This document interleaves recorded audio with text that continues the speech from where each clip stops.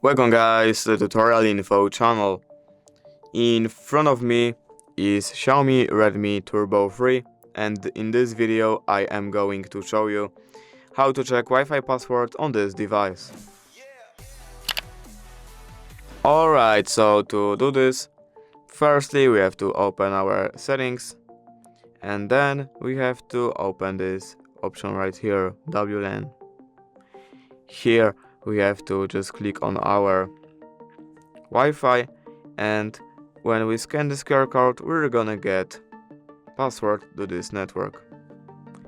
And basically that's it. If you did enjoy this video, leave a like and subscribe. Thank you guys for watching. Bye.